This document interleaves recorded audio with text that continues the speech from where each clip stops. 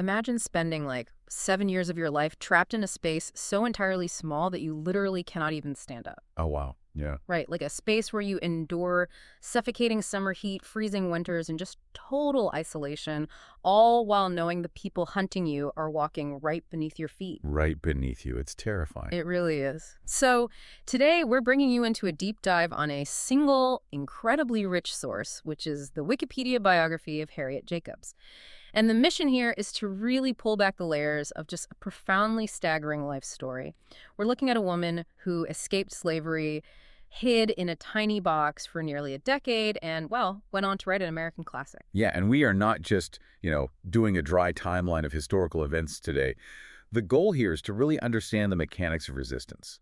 Like, how exactly does a person reclaim their autonomy, their body, and their own narrative when they're up against just impossible systematic odds?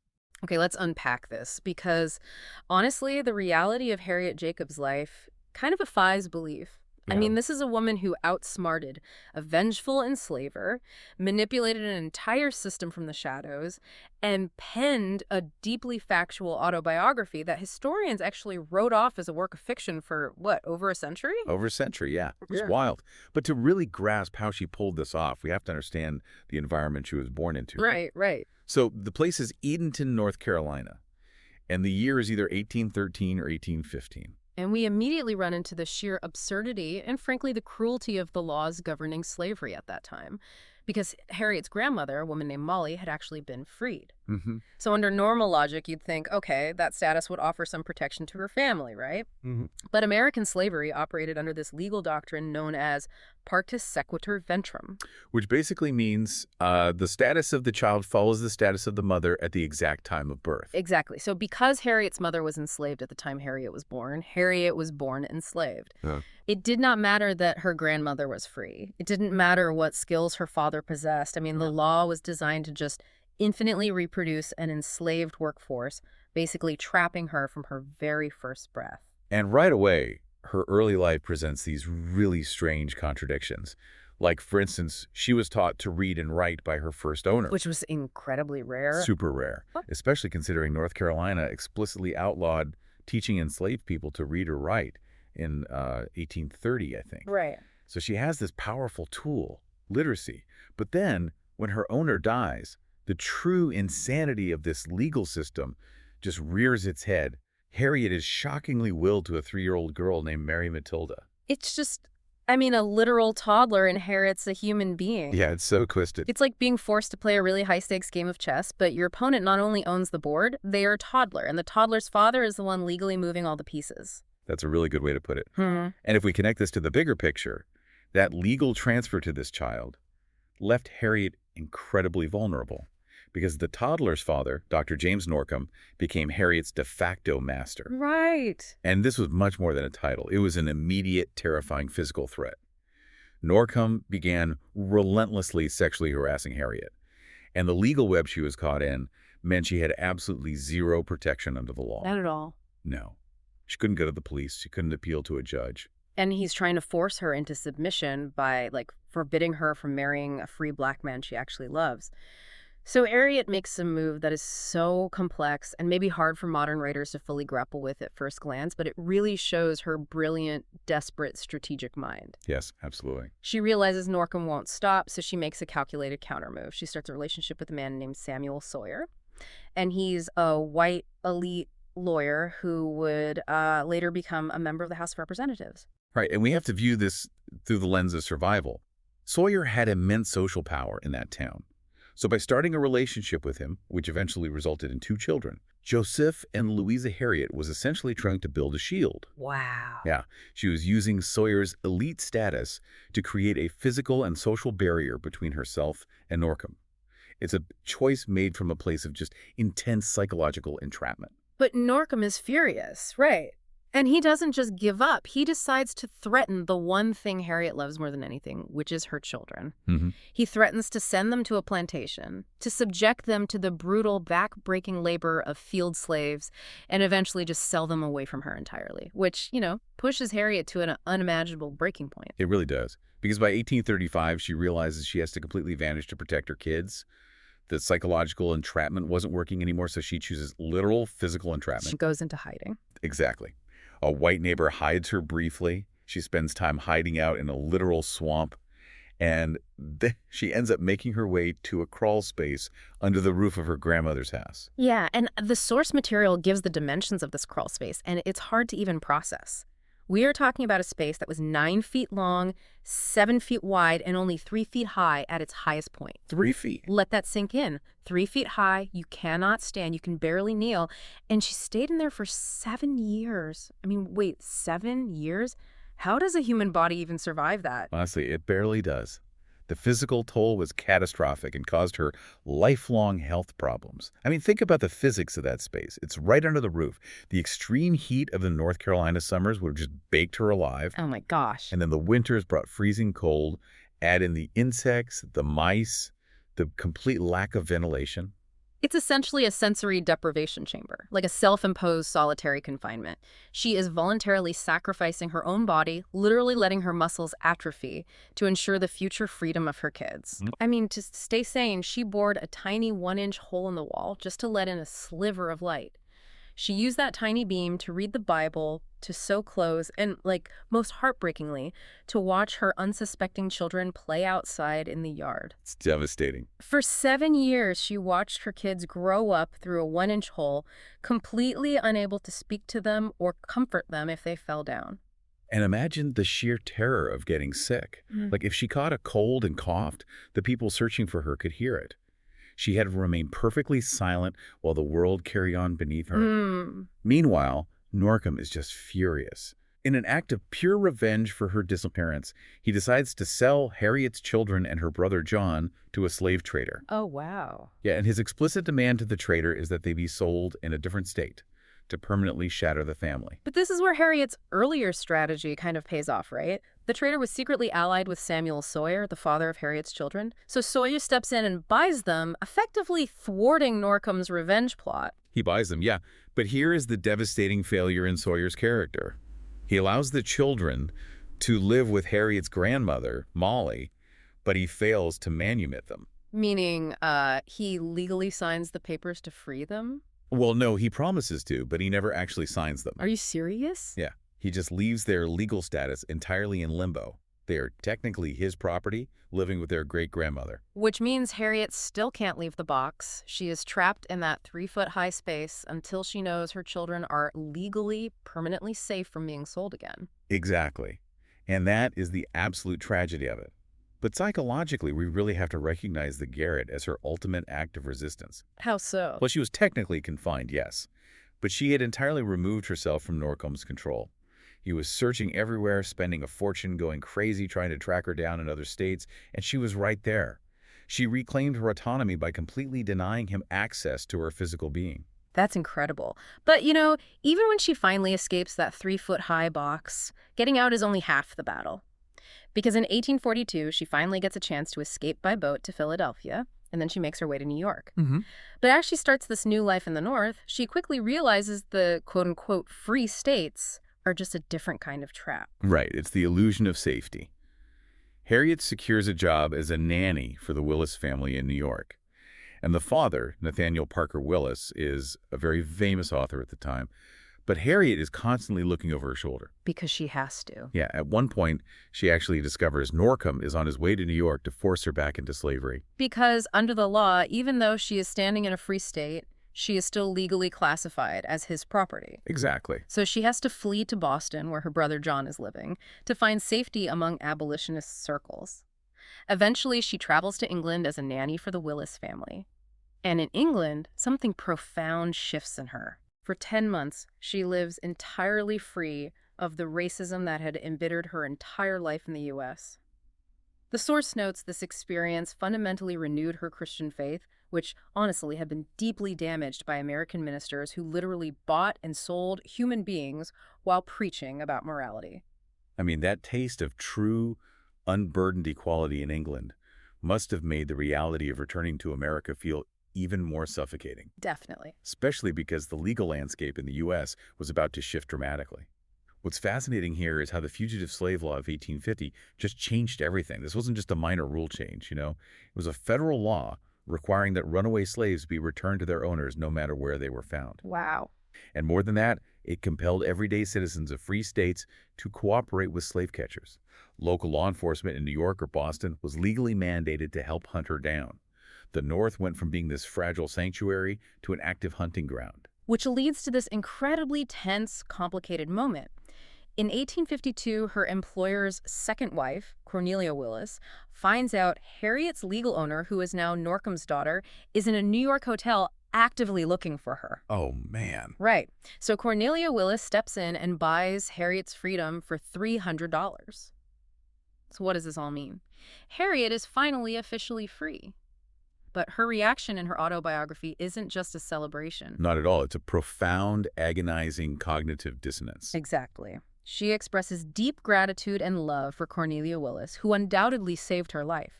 But at the exact same time, she expresses bitter, burning anger, like the sheer insult that a human being could still be sold for $300 in the supposedly free, enlightened city of New York. Yeah. The transaction itself was an assault on her humanity, even if it resulted in her liberation. And we have to remember that Cornelia Willis knew exactly what the stakes were.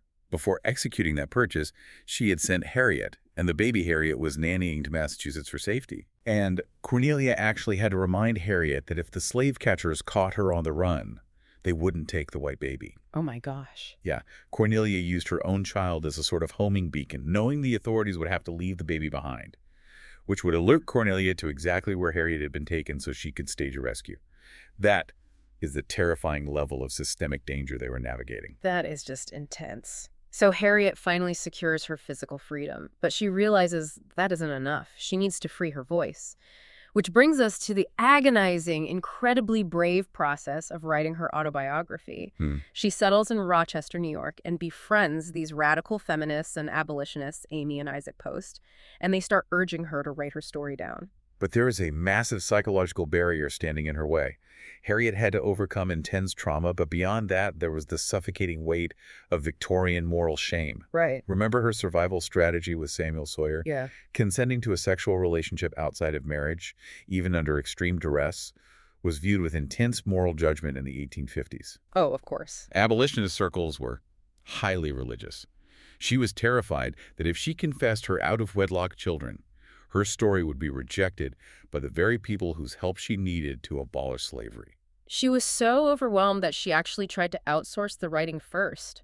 She wrote a short outline and asked Harriet Beecher Stowe, who had just published Uncle Tom's Cabin and was like the most famous author in the country, for help. Yeah.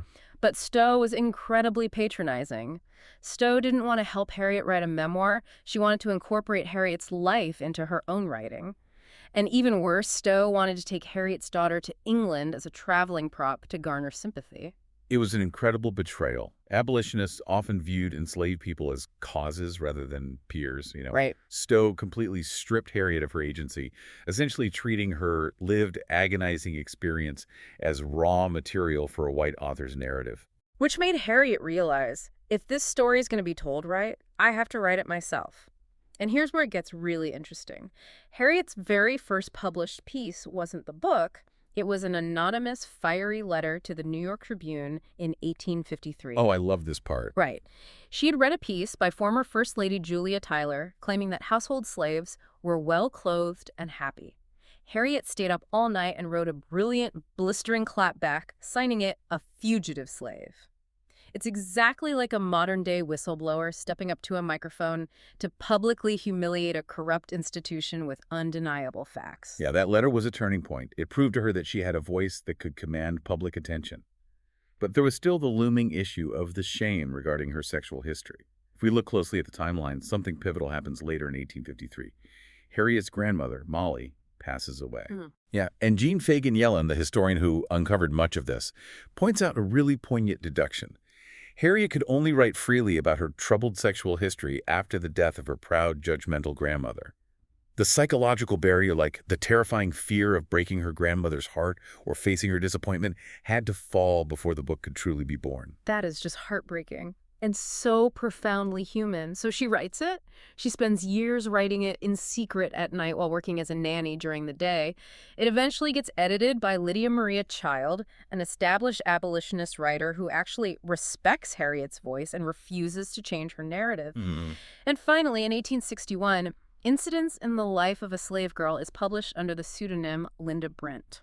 Just months before the outbreak of the Civil War. Right. And you'd think, okay, she wrote the book, she achieved her ultimate goal.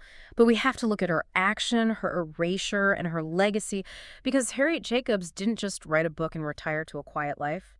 During the Civil War, she went right to the front lines. She did. She went to Washington, D.C. and Alexandria, Virginia to do relief work for contrabands, which was the term used for escaped slaves who had fled to Union military lines. She saw the immense suffering, the disease, and the starvation in these makeshift camps and knew she had to act.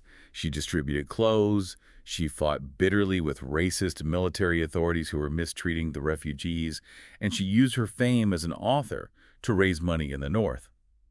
But more importantly, she was looking decades into the future. She recognized that physical freedom was meaningless without education. Exactly. In 1864, she and her daughter helped found the Jacobs School in Alexandria, and we have to dramatize this standoff because it is incredible. Yeah, it really is. Picture this, right? Northern white missionaries come down, fully expecting to be the paternalistic saviors running this new school, and Harriet Jacobs stands at the door and essentially says no. I love that. She fights them off. She insists the school be run entirely by the black community. She makes the profound argument that former slaves have been raised to look at white people as their natural superiors, and if they just swapped a Southern master for a Northern teacher, they would never build true respect for their own race. She demanded absolute self-determination. She was so far ahead of her time. Her vision of community empowerment was revolutionary.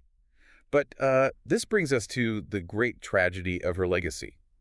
After the war, she slowly faded from public view, eventually passing away in 1897.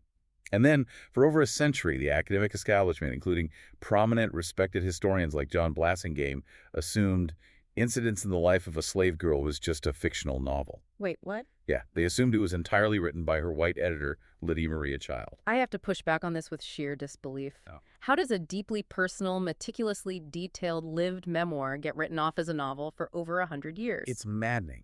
How do historians read about a woman spending 7 years in a 3-foot-high garret, enduring the heat and the mice, and say, oh, that's just a trope, that's just a white author trying to pull heartstrings? The irony is suffocating. This is a woman who literally hid in a box for 7 years just to be treated as a human being, and then history takes her life's work, drops it into another box labeled fiction, and hides her all over again. It really raises a vital question about who gets to be the author of history. For decades, the prevailing academic bias of the 20th century simply couldn't fathom that a black woman born into slavery possessed the intellect or the literary skill to write such a sophisticated, structurally sound narrative. Right. And furthermore, they found her story too sensational, too uncomfortable. Because she wrote so frankly about sexual harassment and the agonizing, morally ambiguous choices forced upon enslaved women, it didn't fit the neat, sanitized narratives the dominant culture preferred to tell about the past. It wasn't until the 1980s that historian Jean Fagan Yellen finally did the detective work. Yeah, and Yellen proved every single detail was factual. She matched the pseudonym characters to real census records and real people in Edenton. She found the letters Harriet wrote. She secured Harriet's legacy as an undeniable icon of female resistance, a legacy so powerful it even inspired modern masterpieces like Colson Whitehead's novel The Underground Railroad. Yellen's exhaustive archival work gave Harriet Jacobs her name back.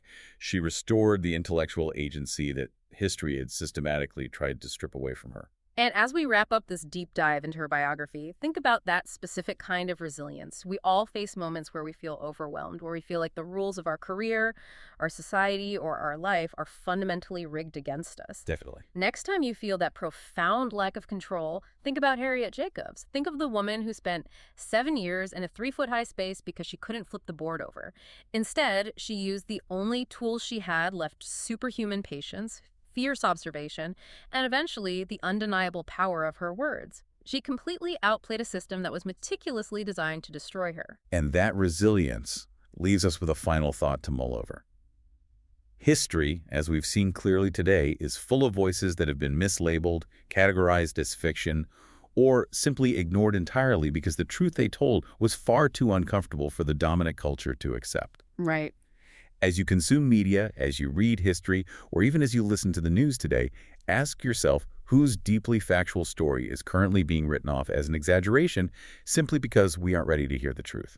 The forces that try to silence inconvenient truths are always at play. The question is, who is sitting in the garret right now, watching the world through a 1-inch hole and getting ready to tell their truth? Thank you for joining us on this deep dive into the source material. Catch you next time.